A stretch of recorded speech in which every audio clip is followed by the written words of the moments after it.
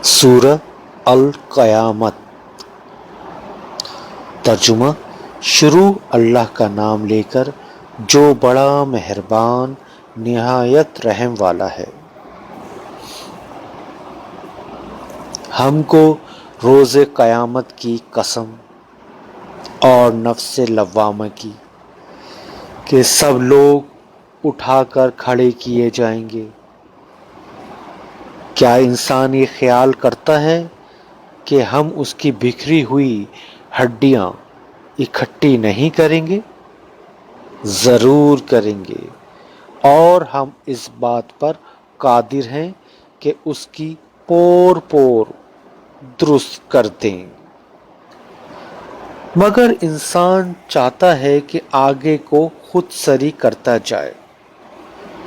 پوچھتا ہے کہ قیامت کا دن کب ہوگا؟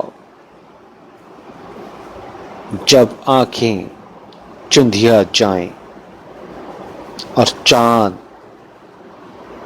کو گرہن لگ جائے اور سورج اور چاند جمع کر دیے جائیں۔ اس دن انسان کہے گا کہ اب کہاں بھاگ جاؤں؟ بے شک کہیں پناہ نہیں۔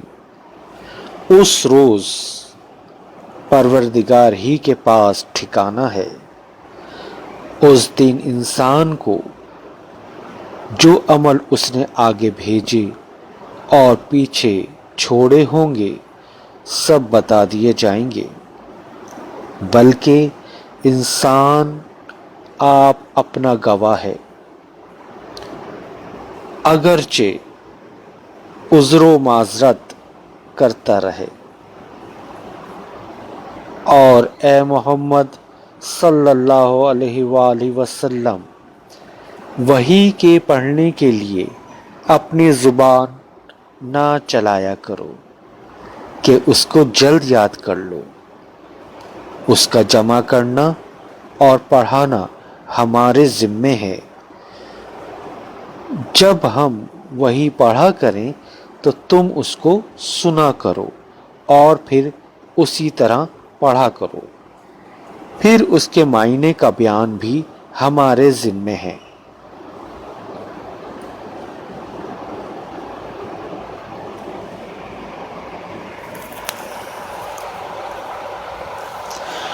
مگر لوگوں، تم دنیا کو دوست رکھتے ہو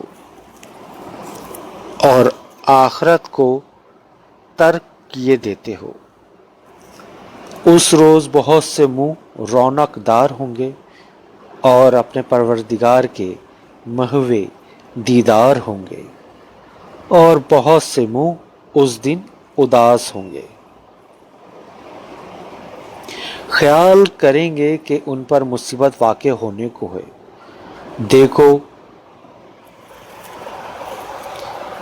جب جان گلے تک پہنچ جائے اور لوگ کہنے لگیں اس وقت کون جھاڑ پھونک کرنے والا ہے، اور اس نے سمجھا کہ اب سب سے جدائی ہے، اور پنڈلی سے پنڈلی لپٹ جائے، اس دن تجھ کو اپنے پروردگار کی طرف چلنا ہے،